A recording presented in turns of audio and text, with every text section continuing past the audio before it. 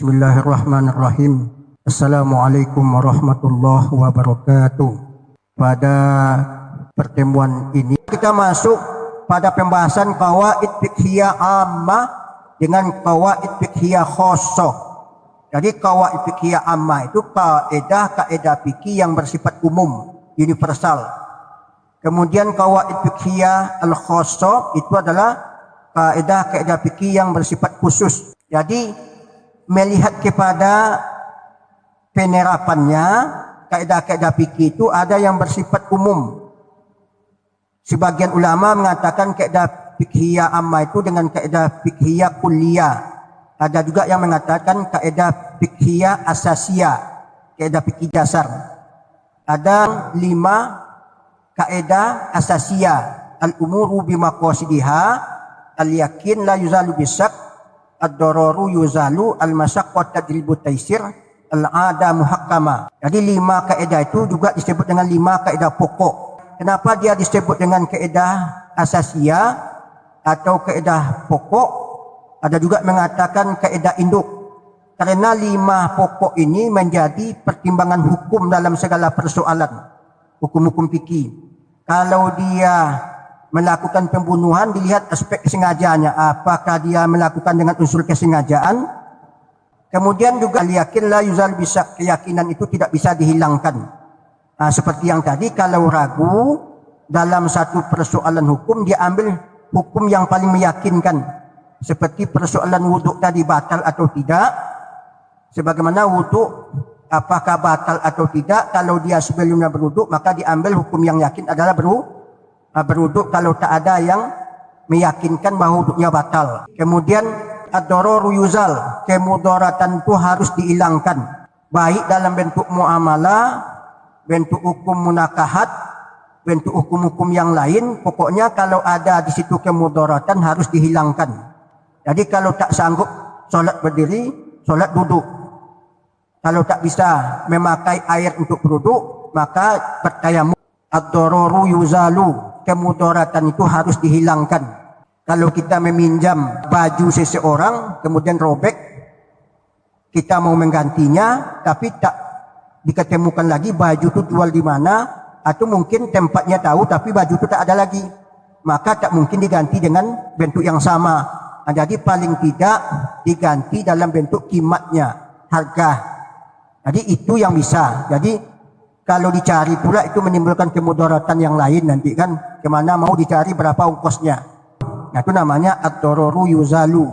Al-masyaqqat tadribu taysir, bahwa kesulitan itu membawa kemudahan. Kalau kita berpuasa, maka kalau tak sanggup seketika musafir, maka boleh berbuka diganti pada hari yang lain. Jadi semakin meningkat kesusahan, semakin ada keringanan dalam agama. Tak sanggup solat dalam keadaan berdiri, maka boleh dilakukan dalam keadaan duduk. Jadi itu al-masyaqqat tajlibu taysir. Sama dengan hal-hal yang lain dalam bentuk pengobatan. Perempuan pada dasarnya adalah aurat, tak boleh dilihat oleh laki-laki. Tapi dalam konteks pengobatan, maka itu masyaqqah. Tidak ada jalan lain kecuali seperti itu bisa dilakukan pengobatan, maka ada kesulitan kalau tidak ada kemudahan dari agama. Maka oleh sebab demikian dibolehkan seketika dalam konteks tertentu karena masyaqqah. Kemudian al-ada muhakkama, hukum adat itu juga menjadi pertimbangan hukum. Nah, itu yang tadi al-ma'ruf urfan kal masyrut syartan itu. Jadi hukum adat juga menjadi pertimbangan hukum. Kalau di sebuah kampung itu dikenal bahwa mengucapkan cis pada perempuan itu dianggap talak, bisa dikategorikan jatuh talak karena begitu budayanya, karena urupnya begitu. Jadi hukum adat itu juga menjadi pertimbangan hukum.